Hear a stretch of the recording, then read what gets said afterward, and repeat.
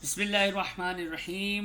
Now ACCA की तरफ से जो आपके पोर्टल पे क्वेश्चंस आए हैं उसमें से एक क्वेश्चन है सारा टैक्स प्लानिंग का। ये क्वेश्चन है और कहता है ए रिक्वायरमेंट 8 मार्क्स की है। इससे मिलता जुलता क्वेश्चन कैप्लान में फ्लोर के नाम से भी है। अगर आप वो भी करना नहीं है तो उसको ट्राई करना, वो भी मेरे चैनल पे और मैंने आपको लिंक दिया उस पर अवेलेबल है। ठीक है, देखो,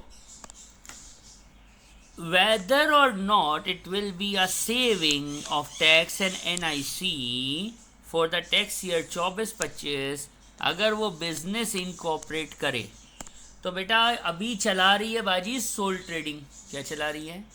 सोल ट्रेडिंग। बाजी चला रही है सोल ट्रेडिंग और कंपनी इनकॉर्पोरेट करने का सोच रही है। टैक्स सेविंग होगी कि नहीं होगी ये निकालना है। ठीक है, अब ध्यान से देखना, कॉपी नहीं करना, इनोटेशन में क्लास के बाद भेज दूंगा। समझो, टैक्स प्लानिंग समझो। हमने कैजू किया, कैगन किया और भी पता नहीं कितने किए, आज एक और कर रहे हैं सारा। देखो, यहाँ पे ये जो नोट्स होते हैं ना, बहुत सारे ऐसे मेरे होशियार बच्चे होते हैं जो ये नोट्स ही नहीं पढ़ते। बेटा ये नोट्स जो है ना ये की होते हैं। इन नोट्स में कुछ ऐसी बातें होती हैं जो क्वेश्चन के आंसर को इधर से उधर कर देती हैं और फिर आप लोग सोचते समझते रहते हैं कि ये क्या हो गया, पीछे तो आंसर कुछ और है। तो बेटा तो नोट तो पढ़। इसने बोला इनकम टैक्स की बात करना, NIC की बात करना, कॉर्पोरेशन टैक्स लायबिलिटी की बात करना, 3 बातें करना। तो चौथी बात तू सोचता क्यों है? अच्छा, ओके ओके ओके। फिर कहता है एम्प्लॉयमेंट अलाउंस को नहीं लेना, ओके छोड़ देंगे। और कंपनी के कॉर्पोरेशन टैक्स के एक ही रेट लेंगे जो चल रहे हैं 24-25 के, बस वही, यानी FA 24 के रेट लेके चला देना, ख़त्म। अब सबसे पहले बिस्मिल्लाह तवक्कल अल्लाह, इनकम टैक्स लायबिलिटी निकालेंगे सारा की। अगर ये क्या रहे, soul trader. Sarah is currently self-employed. She continued to trade on self-employment basis. Her total income tax liability and NIC will be this and that. Okay, fine. ये इसकी इनकम टैक्स लायबिलिटी और NIC है 24-25 की 9732 दी हुई है। तो कोई दुख लेने की ज़रूरत है ही नहीं, खलास। यानी अगर ये बाजी सोल ट्रेडिंग करती है, टैक्स एजेंसी ट्रेडिंग प्रॉफिट आता होगा, उसको असेस करती होगी और कहानी मुका के NIC और इनकम टैक्स सब कुछ जो गवर्नमेंट को HMRC को दे रही है वो इतना दे रही है, ख़त्म, दी हुई है, ओके फाइन। सारा सोच रही है कि वो बिजनेस इनकॉर्पोरेट करे, फोरकास्ट कर रही है कि बिजनेस जो खुलेगा ना उसका इतना प्रॉफिट होगा, जिसमें उसने सैलरी को माइनस अभी नहीं किया है। सारा डायरेक्टर होगी कंपनी की, ठीक है। सारा अपने आप को सैलरी पे करेगी और डिविडेंड भी पे करेगी और बाकी जो प्रॉफिट होगा वो कंपनी में रहने देगी। प्यारे बच्चों तवज्जो, ये क्या कर रही है? इनकॉर्पोरेट कर रही है, इनकॉर्पोरेट बिजनेस को रजिस्टर करवा रही है, ठीक है। अब यहाँ पे हमेशा 2 वर्किंग होती हैं, एक सारा के लिए इंडिविजुअल कैपेसिटी में और एक सारा लिमिटेड जो कि कॉरपोरेशन टैक्स लायबिलिटी है उसके लिए। ये हमेशा करना होता है। देखो सारा के लिए क्यों करूँगा मैं वर्किंग, ये बात अगर दिमाग में रह जाएगी ना तो आप कभी भी इंशाल्लाह ब्लेंडर नहीं मारोगे। मैं सारा के लिए भी वर्किंग करूँगा और मैं सारा लिमिटेड, अब कंपनी का नाम नहीं लिखा हुआ है यार, तो मैंने सारा लिमिटेड लिख दिया, तो क्या मसला है भाई। सारा के लिए भी काम करूंगा और सारा लिमिटेड की कॉर्पोरेशन टैक्स लायबिलिटी के लिए भी काम करूंगा। पता है क्यों? क्योंकि कंपनी की मालिक भी सारा है और उसकी एम्प्लॉय भी सारा है। डायरेक्टर इज नौकर, डायरेक्टर इज एम्प्लॉई। तो देखो इधर देखो, सारा जो है ना वो क्या कर रही है पता है? उसको रिसीव हो रहा है सैलरी, डायरेक्टर रिम्यूनरेशन, सैलरी को तो बोलते हैं, और इसको मिल रहा है डिविडेंड। यानी देखो 2 इनकम ये वसूल कर रही है इस कंपनी से। तो बाजी को जो इनकम मिल रही है पर्सनल कैपेसिटी में, उस पर क्या गवर्नमेंट उसको बोलेगी हाँ तेरी कंपनी से हमने टैक्स ले लिया है तो तेरे को हम माफ़ कर देते हैं, क्या तू रिश्तेदार है हमारी? कौन है तू? कंपनी से भी टैक्स लेंगे और उसका जो कंपनी का डिविडेंड या कंपनी की से जो सैलरी या कंपनी से जो पर्क्स जो है जो सारा को मिलेंगे उस पर भी टैक्स लेंगे। आई बात समझ? अब हम सारा के लिए सॉल्व करते हैं। सारा आजा बेटा। नॉन सेविंग में डायरेक्ट रिम्यूनरेशन यानी सैलरी, फिर बाजी को मिला है डिविडेंड, इधर डालो टक टक टक, 10,000 ये आ गया, 30,000 ये आ गया, पर्सनल अलाउंस 12,570 कितना आया? कोई कैलकुलेटर वाला है मेरे पास? टोटल कॉलम तू बना ले बेटा, मैं नहीं बना रहा, मेरा दिल नहीं चाहता। टोटल कॉलम के मार्क्स उस वक्त तक नहीं होते जब तक पर्सनल अलाउंस रिडक्शन की तरफ ना जाए, और वो भी नोट लिख दोगे तो चल जाएगा। ये छोटी छोटी बातों पे नहीं रोते बेटा प्लीज़। इसके बाद इस पर टैक्स कैसे निकालते हैं? आता है किसी को? किसी को आता है? कोई है कोई है कोई है कोई है? सर बेसिक वेंट ओके 37,700 तक होता है सर। Basic went 20%। टंग टंग टंग टंग टंग। डिविडेंड ये नॉन सेविंग था। डिविडेंड पे क्या करे भाई? क्या करे क्या करे? 10,000 पे कितना लगा दूँ? बताओ बताओ बताओ बताओ बताओ। बोलो बोलो बोलो बोलो बोलो बोलो बोलो। याद है किसी को? क्या होगा? अरे सबको याद है। सुभान अल्लाह सुभान अल्लाह। Sir dividend nil rate band is 500। ऐसा ही है ना? 0। प्यारे बच्चों कैलकुलेटर पे चेक कर लो बेसिक वेट में जगह बाकी है कि नहीं है। बादलों वाली वर्किंग 37,700 माइनस 17430 माइनस 500 करके देख क्या 9,500 से ज़्यादा की जगह बाकी है कि नहीं है? 37,700 माइनस दिस एंड माइनस 500 क्या 9,500 9,500 से ज़्यादा की जगह बाकी है कि ना आहे? आहे आहे। ओ वाह वाह वाह वाह। कौम सही तुक्के मार रही है। सुभान अल्लाह सुभान अल्लाह। अल्लाह तेरा शुक्र है। इन सब को अल्लाह पास कर दे आमीन। ये हो गया। क्या रेट होता है? बोलो बोलो। अब बच्चे बोलेंगे सर हमने किया था आधा हुआ था आधा नहीं हो रहा था। तो बेटा अब देखो आपके सामने ही है, इसमें क्या मुश्किल है मुझे बताओ। अब इसकी एनआईसी भी निकाल ले भाई। एनआईसी किस पे लगती है? ग्रॉस अर्निंग पे, जिसमें सैलरी बोनस कमीशन वमीशन होता है, राइट। चलो देखते। एनआईसी एम्प्लॉई की सारा है ना। सैलरी है बाजी के पास 30,000। हाँ भाई एनआईसी कैसे निकालते हैं? और सर वो टेबल ज़रा मैं ऊपर क्लिक करूँगा तो एक पॉपअप विंडो खुलेगी, उसमें लिखा होगा। सर घर पे मैं मॉक प्रैक्टिस कर रहा हूँ, मैं ग्रेड्स पे क्लिक करता हूँ वो पॉपअप विंडो ही नहीं आती है। सर पेपर में भी ये एरर आ गया तो क्या करूँगा? बेटा पेपर में ये एरर नहीं है, ये एरर नहीं है, यहाँ पे कंप्यूटर की सेटिंग का मसला है। पॉपअप ब्लॉकर क्यों लगा के रखा है, उसको ऑन कर तो खुद ब खुद वो पॉपअप विंडो खुलेगी। पेपर में वो ऑन होता है तो वो विंडो खुलेगी, ठीक है। वरना इन्वेजिलेटर नाम की एक चीज़ होती है, पैसे भरें उसको बुला लेना कि ये रेट्स नहीं खुलने हैं। ओके 12 65 17। हाँ भाई बोलो बोलो। सारा भाजी कितना कितना कितना बोलो ना, डायरेक्ट बताओ, डायरेक्ट ऊपर जाओ ऊपर। हाँ क्या रेट है एम्प्लॉय के लिए? कितना रेट है? 8%। वाह भाई एम्प्लॉय की आ गई। NIC 1 एम्प्लॉयर की। हाँ भाई बोलो ना कितना रेट होता है उसका? क्या सीन होता है? और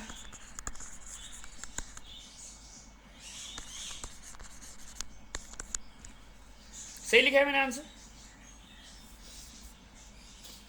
उसने NIC बोला था तो बेटा दोनों की निकाल ली, एम्प्लॉय की भी और एम्प्लॉयर की भी। स्पेसिफाई थोड़ी किया था। और उसने हिंट भी दी थी कि एम्प्लॉयर का अलाउंस छोड़ देना, इसका मतलब एम्प्लॉयर के NIC के भी मार्क्स थे। उसने बोला था ना एम्प्लॉयर का NIC का अलाउंस छोड़ देना, इसका मतलब एम्प्लॉयर की NIC भी निकालना। ओके ओके सर ये तो तवज्जो नहीं थी। तो 1 मार्क गया ना, तवज्जो नहीं थी तो। ये बच्चे भूल जाते सर उसने तो NIC लिखा था तो हम तो भूल गए। अच्छा इतना अच्छा है तो क्या बात। एम्प्लॉयर की एनआईसी हमेशा निकालना, मेरी बात लिख लो, खत्म हो गई बात, बोल दिया तो बोल दिया। एनआईसी फॉर एम्प्लॉयर आपको मांगे ना मांगे निकाल देना, ना मांगी होगी तो एक्स्ट्रा मार्क करने के मार्क्स नहीं कटते ना, ठीक हो गया। और कोई होशियार है मेरे पास? वैसे ये सवाल मैं खुद से ही क्रिएट कर रहा हूँ, किसी ने बोला नहीं है, ठीक है। सुनो, अब सारा लिमिटेड पे आते हैं। सारा लिमिटेड, अलाउड नॉट अलाउड का सीन याद है?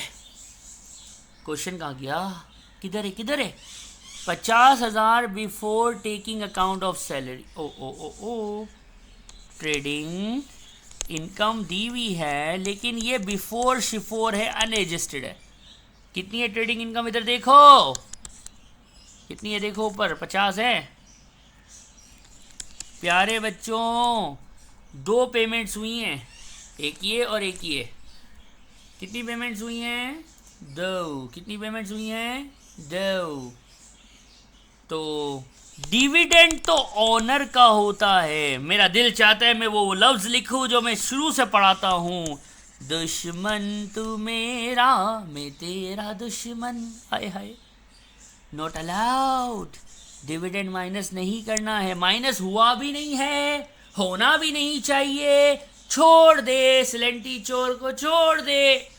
और सैलरी दोस्त है, एम्प्लॉई साडा दोस्त है, अपना पड़ा है, पड़ा दोस्त है दोस्त, माइनस होनी चाहिए सैलरी, सैलरी माइनस होनी चाहिए, माइनस नहीं हुई है, कसम से लिखा है क्वेश्चन में। सर आपको कैसे पता चल जाता है? हमें नहीं पता चलता है। तो बेटा मेरा चश्मा और आंखें अल्हम्दुलिल्लाह दोनों सेट हैं, तो देखता हूँ क्वेश्चन, तो देख के ही पता चल जाता है क्या लिखा हुआ है। आप लोग थोड़ा डीप ड्राइव में घुस जाना और चश्मे आंखें साफ करके इंस्टाग्राम वाली चीज़ों को भूल के क्वेश्चन पढ़ना, दरूद शरीफ पढ़ते पढ़ते तो आ जाएगा कि ये लिखा हुआ था बिफोर।